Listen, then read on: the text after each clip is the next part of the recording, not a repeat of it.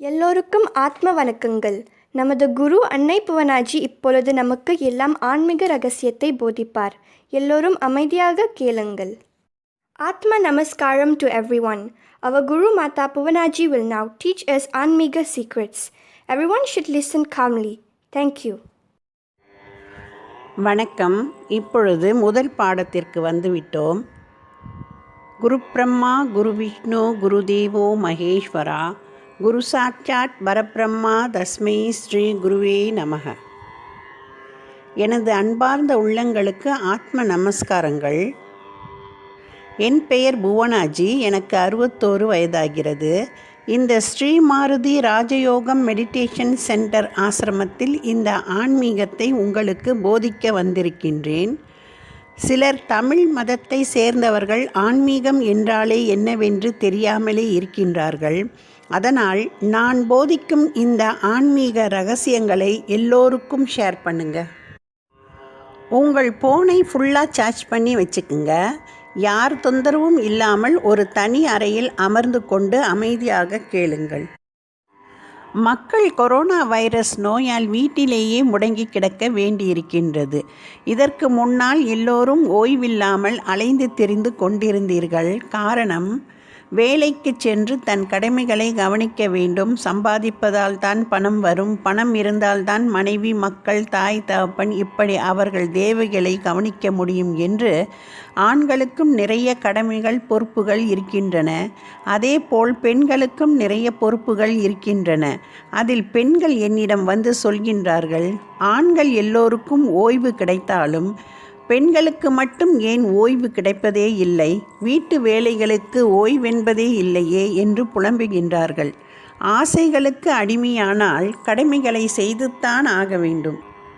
இப்படி வீட்டிலேயே முடங்கி கிடப்பவர்கள் மிகவும் போரிங்காக இருப்பதாக சொல்கின்றார்கள்.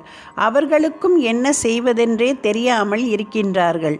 அதனால் ஆசிரமத்தில் வந்து படிக்க முடியாத சூழ்நிலை உள்ளவர்களுக்கு நான் வாட்ஸ்அப் மூலம் தேவ ரகசியங்களை போதிக்கின்றேன். அமைதியாக கேளுங்கள். நான் என்ன சொல்கின்றேன் என்று புரியவில்லை என்றால் மறுபடி கேளுங்கள், உண்மை விளங்கும். இந்த ஆன்மீக தேவ ரகசியங்களை தெரிந்து கொள்ள சிலர் மற்ற இனத்தவர்களும் கூட உண்மையான குருவை தேடி அலைகின்றார்கள். குருவை தேடி அலைய வேண்டாம். மனிதர்களுக்கு அடியில் கிடக்கின்ற சில உண்மையான வேத ரகசியங்களை நான் உங்களுக்கு போதிக்கின்றேன். மனிதன் அறியாமையின் இருளில் மூழ்கி கிடக்கின்றான். அவன் அதிலிருந்து வெளிவர வேண்டும். மனிதனின் உண்மையான சொரூபம் என்ன?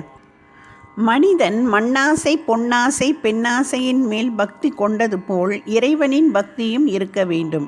84 லட்ச ஜீவராசிகளுக்கிடையே மானிட உருவம் சிறப்பு பெற்றது. மனித உருவம்தான் தியான வழிபாடுகளை செய்ய முடியும்.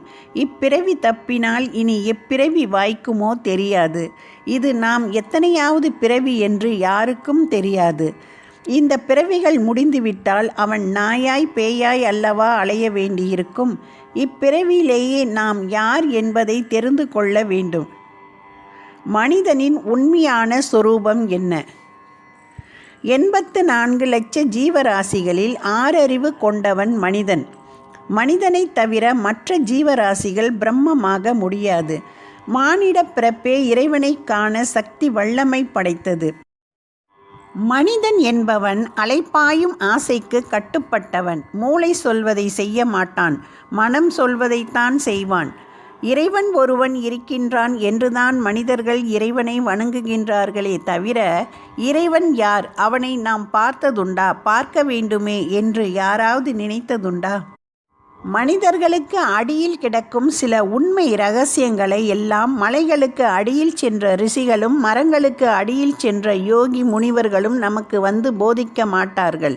உலக வாழ்க்கையே மெய்யென்று எண்ணி மூழ்கி கிடக்கின்றான் மனிதன். மனித வாழ்க்கையே ஒரு கனவு போன்றது. இன்று பிறந்து நாளை மறைந்து விடுவான் என்பதை உணர்ந்தால் நீங்களும் ஞானியாகலாம், ரிஷியாகலாம், தேவர்களும் ஆகலாம். போதைப் பொருள் போன்ற விஷயங்களில் மாட்டிக்கொண்டு தன் வாழ்நாள் முழுவதையும் வீணாக்கி கொண்டு போகும் பிள்ளைகளை நாம் நிறைய காண்கின்றோம். இதற்கு காரணம் நம் பெற்றோர்கள்தான். புத்திசாலியான தாய்மார்கள், தந்தைமார்கள் அவரவர் பிள்ளைகளை சிறிய வயதிலேயே தெய்வ வழிபாட்டிற்கு அனுப்ப வேண்டும். இப்படி செய்தார்களானால் உலகில் எல்லா தலைமகன்களும் தவறு செய்யவோ, பாவம் செய்யவோ, குடித்து கெட்டு போகவோ விரும்ப மாட்டார்கள். இறை வழிபாடு செய்வது பெரிதல்ல, அதை அறிந்தே செய்வது நல்லது. தெய்வ வழிபாட்டில் இறங்கிவிட்டால் திருமணம் செய்ய முடியாது என்று அஞ்சுவார்கள். அது அறியாமை. இல்லறம் அல்லது நல்லறம் அன்று. எல்லோரும் கர்மயோகத்தை விட்டுவிட்டு பக்தி யோகத்தை கடைப்பிடிக்க முயலுங்கள். வாழ்க்கையில் முக்தி சாதனம் பெற்று பரலோகம் அடையலாம். சிற்றின்பத்தை தவிர்த்து பேரின்பத்தை காண்க. நாம் எல்லோரும் இறைவனுடைய பிள்ளைகள். இந்த உலகத்தில் நம் எல்லோரையும் வசப்படுத்தும் சக்தி அன்பு ஒன்றுக்குத்தான் உள்ளது. அன்பே சிவம். இதை அறிந்தவன் தனது 7 பிறப்பின் பாவங்களை வெல்கின்றான். ஆசிரமத்தில் படிக்க வந்திருக்கும் சிஷ்ய பிள்ளைகளுக்கு ஒழுக்கம் மிக மிக அவசியம். உங்கள் எல்லோருக்கும் கடவுளின் நம்பிக்கை இருக்க வேண்டும். எல்லோரிடத்திலேயும் பண்பாகவும் பணிவாகவும் அடக்கமாகவும் நடந்து கொள்ள வேண்டும். மறந்தும் தவறுகள் செய்யக்கூடாது. தெரியாமல் செய்பவர்களையும் தெரிந்து செய்பவர்களையும் கடவுள் மன்னிக்காது. சிலர் தெரிந்தே மறந்து செய்வார்கள். இதுவும் பாவத்தில் தான் போய் சேரும். இப்போ உங்கள் 7 வயது குழந்தையை மத்தியானம் பள்ளிக்கூடத்துக்கு அனுப்பி வைக்கிறீங்கன்னு வச்சுக்குவோம். இந்த குழந்தைக்கு 6 மணிக்கெல்லாம் பள்ளிக்கூடம் முடிந்திடும். இரவு 9 மணிக்குத்தான் உங்களுக்கே ஞாபகம் வருது குழந்தையை பள்ளிக்கூடத்தில் இருந்து எடுக்கணும்னு. அப்போது இது யார் செய்கிற தவறு? மறந்து செய்தாலும் அதற்குடைய தண்டனையை நாம் அனுபவித்தே ஆக வேண்டும் அல்லவா? மறந்தும் தவறுகள் செய்யாதீர்கள். நீங்கள் ஒவ்வொரு அடி எடுத்து வைக்கும் போதும் நீங்கள் செய்கின்ற விஷயம் நல்லவையா கெட்டவையா என்று யோசித்து செய்ய வேண்டும். அடுத்து, ஒரு மனிதன் உலகத்தில் எந்த பகுதிக்கு சென்றாலும் வென்று விடுவான். ஆனால் அவனால் ஜெயிக்க முடியாதது யாரிடம்? கண்டிப்பாக யோசிப்பீங்க. இந்நேரம் ஆண்கள் எல்லோரும் யோசிச்சிருப்பாங்க, நம்மளால் ஜெயிக்க முடியாதது நம்ம பொண்டாட்டியிடம் மட்டும்தான். ஒரு மனிதன் எதற்கு கட்டுப்படாவிட்டாலும் கோபத்திற்கு கட்டுப்பட்டு வாழ்கிறான். இந்த கோபத்தினிடம் இருந்து தான் மனிதன் முதலில் ஜெயிக்க வேண்டும். ஒவ்வொரு மனிதருக்குள் ஒவ்வொரு மிருகம் ஒளிந்து கொண்டிருக்கின்றது. யாராவது ஒருவருக்கு கோபத்தை தூண்டிவிட்டால் பார்க்கலாம், அது சிங்கமா, கரடியா, புலியா, முயலா என்று. கோபம் வரும்போது நமக்குள் உள்ள மிருகம் வெளியாகும். அப்பொழுது என்ன செய்ய வேண்டும் என்றால், அறிவென்னும் கயிறால் அதை கட்டி கூண்டில் அடைத்து எரித்துவிட வேண்டும். கோபத்திற்கு முதலிடம் கொடுப்பதால் மனிதன் மிருகமாகிறான். ஒரு மனிதனுக்கு கோபம் வரும்பொழுது அடுப்பில் கொதிக்க வைத்த நீர் போல் உடலெங்கும் அகங்காரம் உண்டாகி அறிவை இழந்து கோபத்தினால் புத்தி சில நேரம் கெட்டுப்போகும். கோப உணர்ச்சிக்கு அடிமையானால் தேவ ரகசியங்களை தெரிந்து கொள்ள முடியாது. கோபம் என்பது அகங்காரத்தினால் உருவாக்கப்படுகிறது. நான் நான், எனது எனது என்ற சொல்லுக்கு முதலிடம் கொடுக்கக்கூடாது. இப்போது பொதுவாக மனித உடலில் ரத்தம் மிக வேகமாக ஓடிக்கொண்டிருக்கும். நம்ம கோபப்படுறதுனால இந்த ரத்தம் இன்னும் அதிக வேகமாக ஓடி அது நேராக கிட்னியை போய் தாக்கும். கிட்னி மட்டுமல்ல, மற்ற பகுதிகளையும் பாதிக்க வாய்ப்புண்டு. அதனால் முடிந்த அளவுக்கு கோபம் வராமல் உங்கள் உடலை பாதுகாத்து கொள்ளுங்கள். இந்த கோப உணர்ச்சியை கட்டுப்படுத்துவதென்றால் சைவம் சாப்பிட வேண்டும். இப்படித்தான் எங்கள் ஆசிரமத்தில் ஒரு லேடி வந்து படித்தாங்க. அப்போது நான் ஆன்மீக படிக்க வந்திருக்கும் சிஷ்ய பிள்ளைகளை பார்த்து, நீங்கள் அனைவரும் சைவம் சாப்பிட வேண்டும் என்று கேட்டுக்கொண்டேன். இதை கேட்ட அந்த லேடி எங்கள் ஆசிரமத்தை விட்டே ஓடிட்டாங்க. இப்படியும் சில மனிதர்கள் இருக்கின்றார்கள். மற்ற உயிரை துன்புறுத்தி பார்க்க வேண்டும் என்ற ஆசை யாருக்கும் வரக்கூடாது. அடுத்து, கலியுகத்தில் தியானம்.